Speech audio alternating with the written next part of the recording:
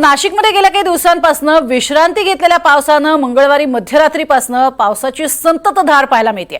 धरणांच्या पाणलोट क्षेत्रात पाऊस चांगला झालेला आहे आणि त्यामुळे जिल्ह्याचा उपयुक्त पाणीसाठा हा 92% जाऊन पोहोचलाय। 23 पैकी 13 धरणांमधून पाण्याचा विसर्गही सुरू करण्यात आलाय। तर नाशिककरांची तहान भागवणाऱ्या गंगापूर धरणावरून आढावा घेतलाय आमच्या प्रतिनिधीने।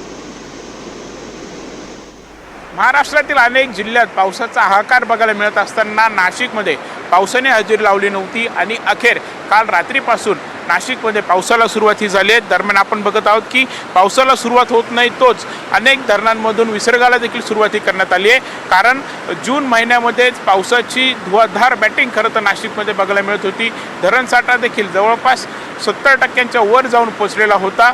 त्यानंतर पावसाने विश्रांती घेतली होती आणि आता पुन्हा एकदा पावसाला सुरुवात होत नाही तोच सध्या आपण जर बघितलं तर जिल्ह्यात एकूण 23 मध्यम आणि मोठी अशी धरणं आहेत आणि त्या 23 पैकी 12 धरणांमधून विसर्गाला सुरुवाती करण्यात आली आहे। समोरील आपण हे जर बघितली तर नाशिक शहराला पाणी पुरवठा करणाऱ्या गंगापूर धरणावरील ही दृश्य आहेत।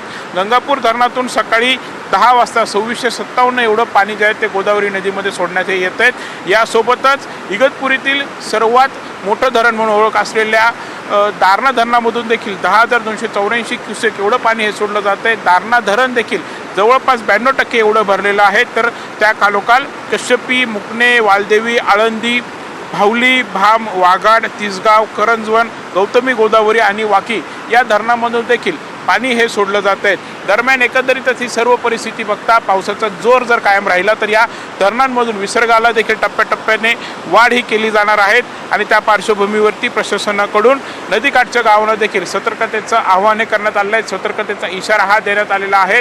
गोदावरी नदी किनारी जो आठवडे बाजार आज बसत असतो, दर बुधवारी हा बाजार भरतो, तर बाजार देखील आज भरू नका अशा देखील सूचना प्रशासनाकडून देण्यात आलेल्या आहेत। त्यामुळे एकंदरीतच आता जिल्ह्याचा पाणीसाठा जो आहे तो 92% वरती देखील जाऊन पोहोचलेला आहे आणि पावसाचा जर जोर कायम राहिला तर या सर्व धरणांमधून विसर्गाला देखील मोठ्या प्रमाणामध्ये वाढ होईल। कॅमेरामन विकी पारसह प्रांजल कुलकर्णी, NDTV मराठी, गंगापूर धरण, नाशिक।